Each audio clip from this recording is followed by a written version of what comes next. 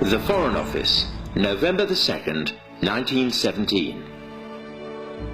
Dear Lord Rothschild, I have much pleasure in conveying to you, on behalf of His Majesty's Government, the following declaration of sympathy with Jewish Zionist aspirations, which has been submitted to and approved by the Cabinet. So it's possibly the most famous letter in modern Jewish history, and it begins with 3 words: Dear Lord Rothschild. Why was it that this letter was sent by the Foreign Secretary to your great-uncle Walter?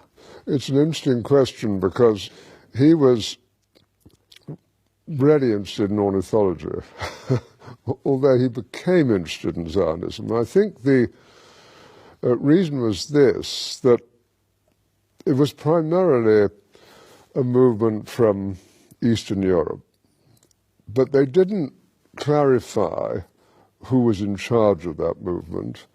And in addition, it was, after all, in Great Britain.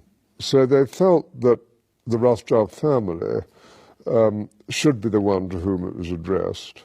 And Walter was Lord Rothschild, and he was a Zionist. And those really are the background reasons. So Walter received the Balfour Declaration, and I have a copy here.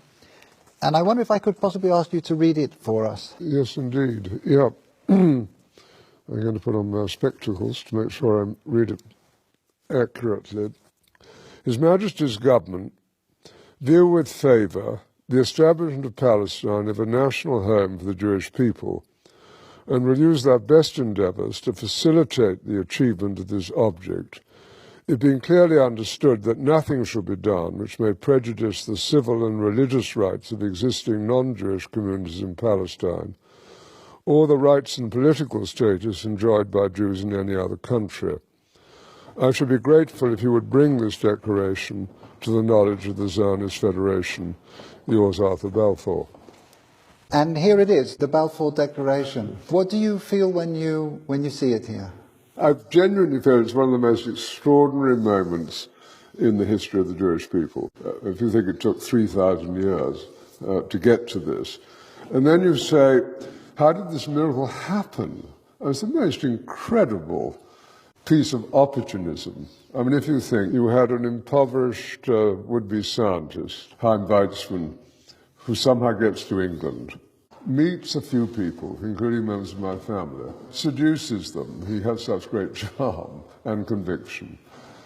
He gets to Balfour, and he unbelievably persuades Balfour and Lloyd George, the Prime Minister, and most of the ministers, that this idea of the national home for Jews should be allowed to take place. I mean, it's so unlikely. And then he's, starts to fight a difficult battle with the British cabinet, and this letter goes through 5 drafts, as you know. And in the end, it comes out as a rather compromising letter. I mean, the essential point is there for the Jewish community to fasten on to. You have the first bit, which promises a national home rather than the national home, and then you have the bit that nothing that's to be done should in any way harm the Arab community. But you come back to the big point, which is that this is perhaps the greatest event in Jewish life for thousands of years. And it's a miracle that it took place.